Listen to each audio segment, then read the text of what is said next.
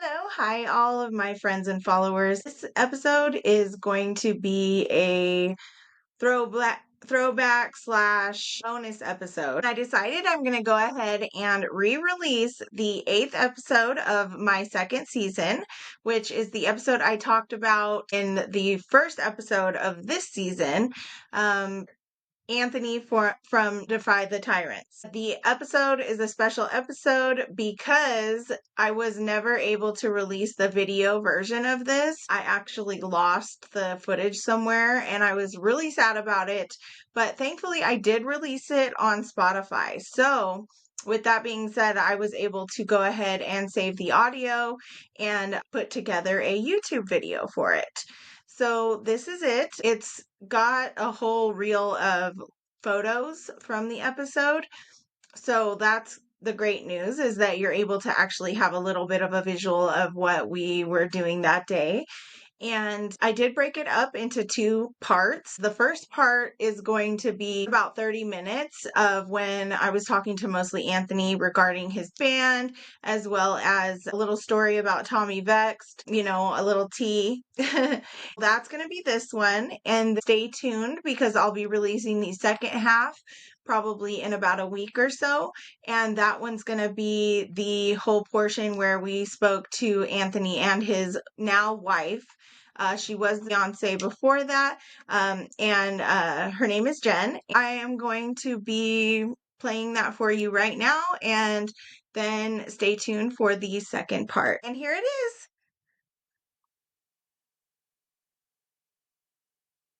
Welcome to Confessions of a Rock and Roll Wifey.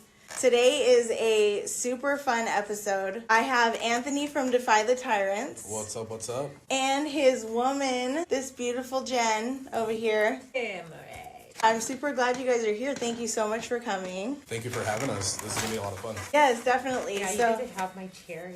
Oh my goodness. What a lucky girl. Did you hear that? Right, and it's going to be right here on YouTube and Spotify. Yeah, it's going to be recorded. My cherry has been busted as far as podcast. The podcast cherry. Calm down. Calm down. Calm down. That cherry was gone a long time ago. Oh my god. Oh, that's awesome. So, thank you guys. This is so fun. I have been following Defy the Tyrants. I feel like that when you guys came to my attention, I had never heard of you guys, but then you guys had been here the whole time. Yeah. So you've been around for a while. Yeah, so we started playing live in 2017, but we all come from different bands. Myself and my bass player, we were in a band called 3030 for like 6-7 years before Defy the Tyrants. And then our guitarist Hondro and our drummer Brandon, they were in Drained, which was more of a thrash metal band. And they were together since like 2007. So we've all kind of been like running in the circle for a long time. It was like it was 2017 is when we started playing live, and it was like all of a sudden everybody was interested in us, and it was pretty cool to have that experience because before our bands weren't really all that well. Yeah, well, everybody in San Diego with the metal scene gets really excited with new bands when there's people who've been from other bands, kind of come together. We've experienced that a lot with Darren's stuff, and you guys have been on a lot of the local scene shows that have been going on in Brick by Brick in some way or another. Yeah. Whether it's Defy the Tyrants or you playing some of the shows that Estes put on. Yeah. You've done a couple of those, right? So I did too. The first one was the Shred for Dime last December. That was the first time I was on one of those, and then I just did a Tribute to the Fallen show back in September, I believe. And I'm about to do my second Shred for Dime, so it's like my third show with SD I'm playing. So I'm pretty excited. Okay. But you guys didn't do another of the 9/11 shows? Oh yeah, so we did two of the 9/11 Two shows. of them. Right. Okay. Thought so. Mm-hmm. Cool. Before pandemic, right? We didn't do one. It was the one after. Oh, thinking of the Battle for the Bands thing. Yeah, we did a Battle for the Bands like right before the pandemic started, and we were third place, and then pandemic started, and we were like, all right, well, I guess we're not going to be doing that anymore. Oh, yeah. But yeah, so two 9/11 shows, and so far 3 shows with SD. So it's been fun. We love doing them. Yeah, and how many albums have you guys made? We're actually working on our first full length. We have 2 EPs, Rest the Crown that came out in 2016, and Asylum that came out in 2019. And ever since 2019, we've just been releasing singles. So between 2021 and 2022, we've been releasing 5 singles. That's so smart, though. Like, why not? You know? Why not just when you have a song, perfect it, get it, like, sounding great, put it out, have some shit to, like, you know, and then people have stuff to listen to. Yeah. That's the biggest thing is people go and they watch bands and they want to go home and be able to, like, look them up and listen to them and have content online. And it's really smart because it takes a long time to do a full album and, you know, even an EP. Yeah. You know, it can take, you know, up to 6 months to a year just to do something like that. Yeah, I know our second EP took us about a year to write and record. And it was like for 5 songs, it took that long. And yeah, that's just the process. It's a full-on process. The 5 singles that we released, so that was an experiment. We wanted to see... So in between the EPs, we would release like a single or 2. And those songs were always like our top-played songs. So we decided, well, let's try doing 5 songs. And so in our Spotify playlist, our Spotify top 5, really it's the first 4 songs or are 4 of the 5 singles. Yeah. So there are top played songs ever. Nice. So it's been pretty awesome. It's really helped the trajectory. And you have a lot of content now on Spotify. Yeah. Right, that people can look up. I listened to a couple of the songs. I liked them. I've seen you guys play, and I think I haven't really seen a full show though, like of Defy the Tyrants, except for at the 9/11 one, the more recent one. Yeah. And I saw you, and I was like, you guys kicked ass. Thank you. Yeah, it was cool. A lot of the, you know, melodic stuff. I heard different influences in a couple of the different songs. Yeah. And, like, something all the way from, I think one of them sounded a little like Korn. Yeah. That was a singer, though, right? Or is it the same one? So that's the one of the 5 singles that we've released so far. Okay. Before that, we had two other vocalists. But, yeah, the new one, Zach, he's not new anymore. He's been in the band 2 years. But he's amazing. He has this huge range. Also, in Darren, Zach has like this huge range, and we were really lucky to have him. I know he was a hot player in the scene back in the mid 2010s. Everybody wanted him. What band did he play in? He was a band called Thrown from the Wreckage. What's funny is I actually auditioned for that band 3 months before we started Defy the Tyrants. So we had already met before. Okay. And I think we wanted to go different. We had different musical styles. And it just kind of didn't work out. So it's kind of funny to come full circle. I think at that point it had been like 4 years since we had seen him. Yeah. So even if you didn't get into the band, it was you met people, you made connections, and you know built that. Yeah, absolutely. It's like a stepping stone, you know, to your life, your story, all that. So that's cool. Yeah. I heard something about some Tommy Vex thing. Like, what happened with that? I want to know about it. Baby Jesus. Tommy Vex, man. What's cool about the Tommy Vex thing is that actually got me in contact with the other guys in Bad Wolves, and they've been one of my favorite bands. I've been fans of their old bands since I was a teenager, so it's pretty cool to have like those conversations with those guys. But yeah, the Tommy Vex thing, man, that was insane. So it was just a few months, and I'm glad she's here because I've told this story a couple times, and she's never really there, so I can verify it now. So yeah, this was like a little while before he had quit Bad Wolves. Oh no, it was right after I quit Bad Wolves, where everybody was posting that Bernie Sanders meme, you know, with him sitting in the chair and I don't know if you guys, with the mittens and he. Oh yeah. And no, so it was the inauguration, wasn't it? It was the inauguration. Yeah. So I said, well, Tommy's not in the band no more, and I'd always been a fan of Tommy. I've been a fan of Tommy Vex since he was in Divine Heresy 12, 13 years ago. So I've always been a big fan of Tommy. Yeah. And so I made the meme. I just like said, well, he's out of the band. What is the meme? I've never seen it. So it's on my Instagram. I still have it on my Instagram. But it's basically the band. It's basically just the band posing for a photo. And instead of Tommy, I replaced him with Bernie Sanders. And it looked legit. Like that's a good one. It was hilarious. I was literally laying there with him, and I didn't want to know. Like, I stopped breathing and everything. Yeah. Oh my god. And the thing in Defy the Tyrants in our group chat, we make memes like that. We just bullshit and we just make memes and send them to each other. And I had made a couple of them. It's a love language. Yeah. And I had made a couple of them with some of my favorite bands, Sky Harbor, Devil Driver, all those, with Bernie Sanders, and one of them happened to be Bad Wolves. And I sent it to the guys, and my drummer Brandon had told me, "Hey, you should post this in your story." I said, "Oh, we don't normally do that in our group chat. We don't repost things in our stories." And I know a lot of bands, they have those little secrets, don't repost things from the group chats. So I'm letting out a little too much. So I posted on my stories, and I had tagged the entire band except for Tommy. I didn't tag Tommy to it. because, you know, he was very hot at the time. There was a lot of emotions going on with him leaving Bad Wolves.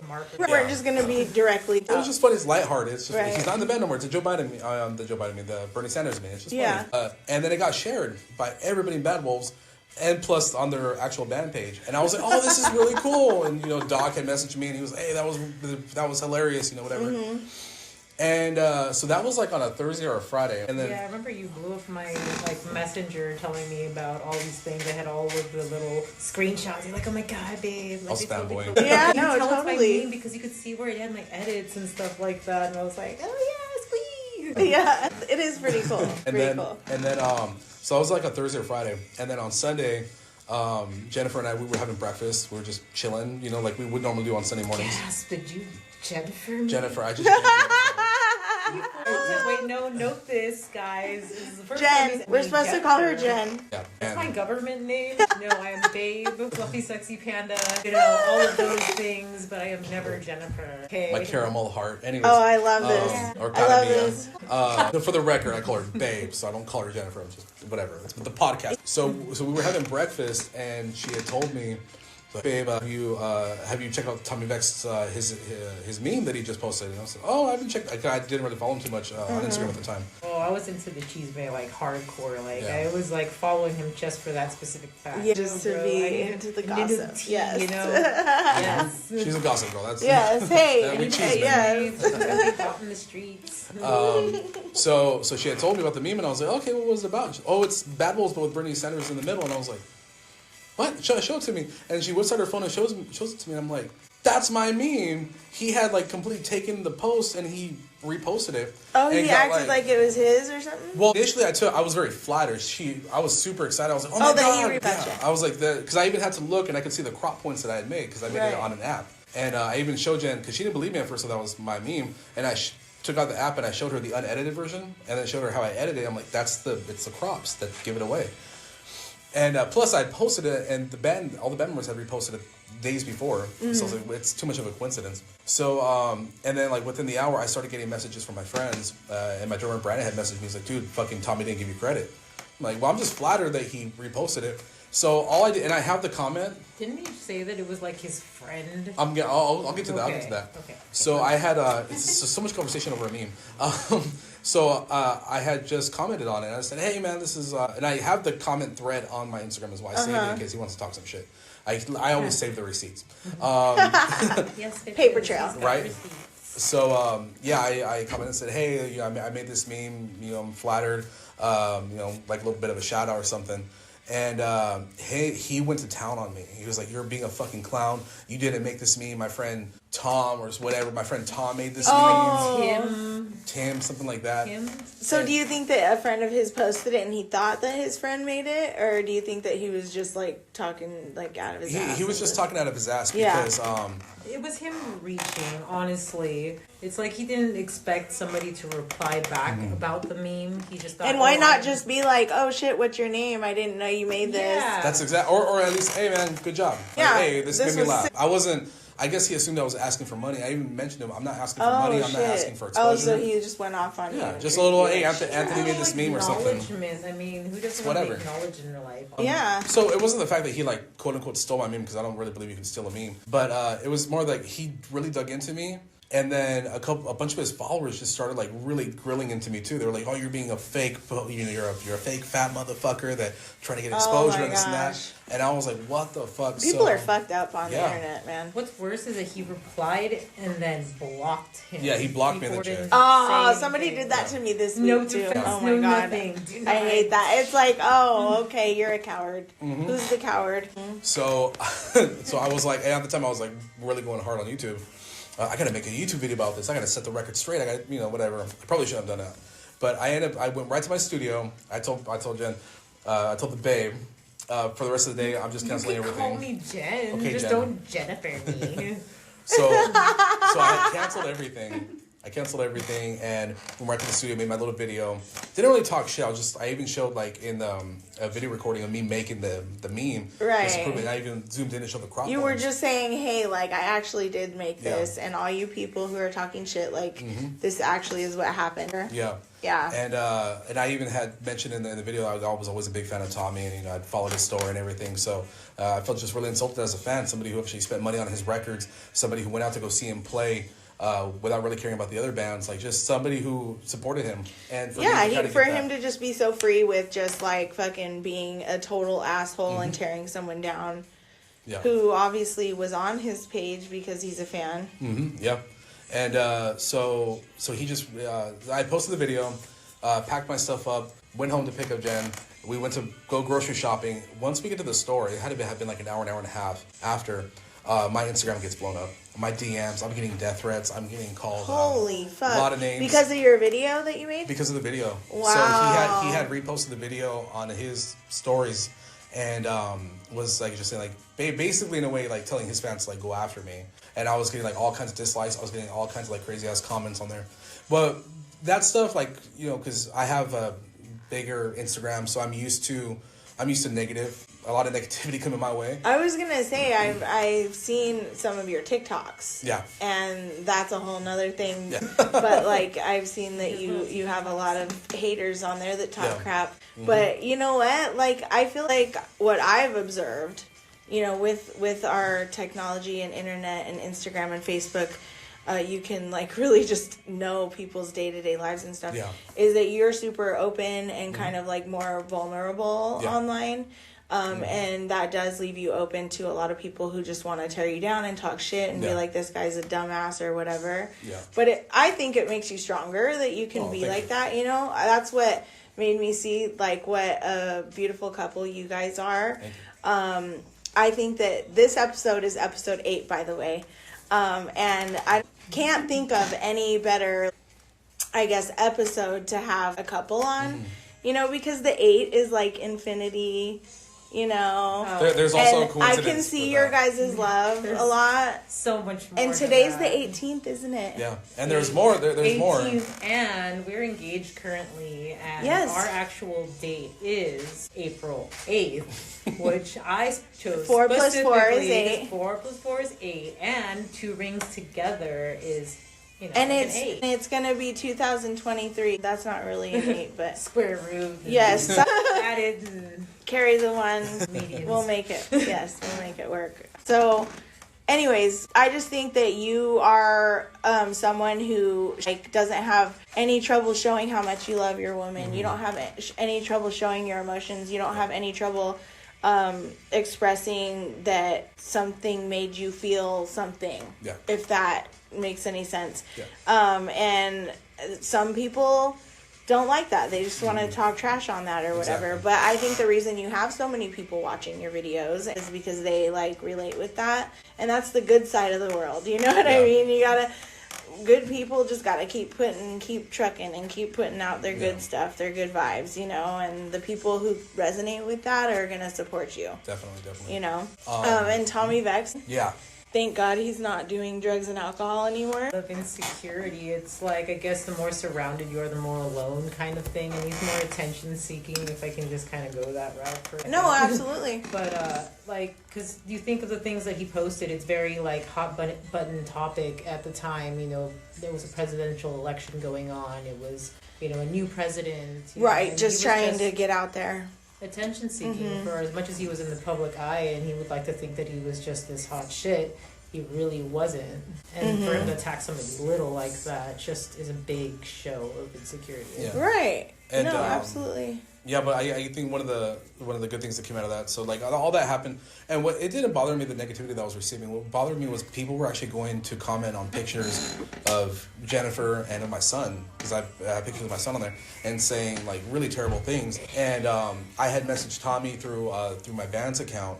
And I said, hey, this is Anthony. Like, dude, like you need to speak for this, because you sent your followers after me, and now like you have a 10-year-old over here that, you know, he likes Bad Bulls. He sings Zombie all the time in the car, and this is a kid who, if he finds these comments later, or if he was ever to discover this, you could harm a fan. Yeah. Like, fuck the beef between you and Do me. you like, care about there's that? this kid here. Like, and so like, in my video I said, and I think this is what really triggered him, is I told him, like, you say you're a big Dimebag Darrell fan. You say that, like, you try to honor him, this and that. Dimebag would never do that to a fan publicly. He would never try to make someone feel like shit because they have a difference in opinion. way. I told him, like, shame on you. Like, fuck me. Like, I don't really care. But, like, I have my own followers and supporters, too. And I try not to put them on blast if I have a difference of opinion with them. I just try to keep that private. So it was very unprofessional of him to do that. But one of the awesome things that came out of that was it was a couple days later. You know, you kind of, it sits with you. It does bother you a little bit. Yeah. So I was kind of feeling it, and then I got a message. I remember telling Jen, like, I got a message from one of the guys in Bad Wells. I don't want to say who, because I don't want, if Tommy ever listens to this or sees this, I want to have him send after him. But one of the guys had reached out to me, and we ended up talking for a couple hours, and then I heard from a couple of I'll just say at the time, basically everybody in the band had reached out to me. I'm sure lots of people had to suffer his abuse. Yeah. You know, didn't he punch, was it Dino? Yeah, he punched Dino. I believe him and Dino got into an altercation on stage, and Tommy threw a bottle, and it ended up hitting Dino's wife. And I believe they got a restraining order and all that stuff. And he was booted from Divine Heresy for that, I believe. Yeah. And he has several other restraining orders put on him as well. So there's a lot in there. There's a lot of domestic abuse allegations, and there's a lot of crazy stuff. So they're like, dude, I feel your pain. Yeah. I'm sorry. Like, This guy's a dick, and we thought your meme was funny, and we know where it came from. Yeah, I got to know, so Doc is a supporter of DEFY THE TYRANTS. He's been super awesome with us, and of my podcast, Metallurgy. I talked to Chris. Yeah, that's another thing about Anthony. He has a podcast called Metallurgy. Right? Did I say it right? Metallurgy. And you guys feature different bands. Yeah. And you guys just talk about those bands with your friends. There's a lot of like dick jokes and jizz jokes and a lot of those. Just like you would expect with metal guys. Mm-hmm. So Doc is a supporter of Metallurgy, and he shouted us out on his podcast like 2 years ago, which is pretty cool. I even have the clip on our Instagram, which is awesome. It's nice to have that. But yeah, it's cool to like get to know guys who like I was fans of for years. Doc from God Forbid, John from Devil Driver, my second favorite band of all time. Chris from Bury Your Dead, and I actually got to know Chris really well. So shout out Chris. He left Bad Wolves recently, but we still keep in touch. And then kind of just opened the door, and I started talking with like guys who like I've admired for a long time. You know, which is really cool. Sky Harbor, one of my favorite bands. I get to talk to Eric, which is the singer for Sky Harbor. He's awesome. Yeah, probably the most awesome one was Jamie Slace. He's a guitar YouTuber, and so we've been talking for a couple of years now. And he actually helped me get my sponsorship through Solar Guitars. Introduced me to Ola England's wife, which is awesome. It's been some cool shit. It's definitely that drama. What's funny is that drama kind of just like opened the door to like eyes. And then hey, any publicity is good publicity, you know? Give me the hate, whatever. People are going to notice it either way. Hate. Yes. It's like that saying, like, love me or hate me, it's still an obsession. Like, me, personally, I don't have anybody who talks crap or anything yet.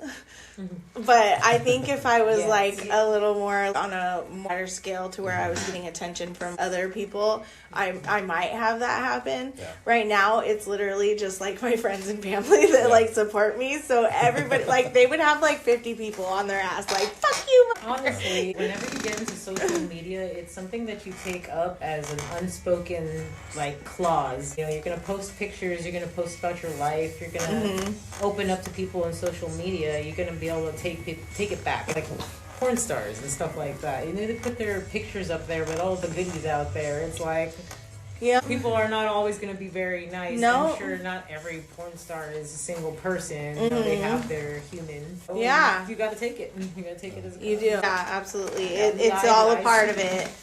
Definitely. Wait until you start getting the 1-star reviews. Those are a lot of fun because we get those. Like we're like a 3.8 right now on Apple Podcasts, and the 1-star reviews are hilarious. They just boo. These guys don't know anything about metal. We're in a metal band. Like you're like we're just talking about our opinions about it. Like what do you mean we don't know? People suck, man. Like the vibe for Metallurgy is, and we say it like almost every episode, like. We're just a bunch of guys that get around a beer cooler and just talk about favorite bands. We're not journalists. We're not writing articles here. We're not super knowledgeable. We're just giving our honest thoughts and opinions. But you guys have like a legit little thing. I love it. you know, when you look at like your guys' graphics and stuff like that, like the 3 cartoon guys, and then like how you feature it, like how you feature the band and the way that it looks, it attracts you to listen to it. Yeah. It almost makes you feel like that band is going to be on that show. Yeah. You know what I mean? Song, man. Yeah. Official theme song. And then you go on there, and if you're really into that band, you're listening, and you feel like, okay, I'm a part of this conversation almost. Yeah. Because you guys all do have different, you know, views of things. So it's like, oh yeah, I feel like that guy, you know. So, you know, it's for who it's for. Yeah. And it's not for who it's not for, you know. And you're right. You got to just deal with it. Yeah. Take it as it comes. Exactly. But anyways, so now that we've talked about Anthony for about 29.25 minutes, let's talk about Anthony and the Babe. The Babe. Fluffy, sexy panda. Oh, fluffy, sexy panda. I like that. That's legacy and children. Oh my gosh, I love it. You guys are cool. All right. Well, that was the first part of this episode, and thank you guys all for sticking around. I know I found it really entertaining and interesting just to talk to him, so hopefully you all loved it and will tune in to the second part. As I said, I will probably have it out by like next week or so. It is their anniversary coming up soon, so I would love it if I was able to get the second part out in time so that they could have it around that time. Thank you so much for tuning in and watching.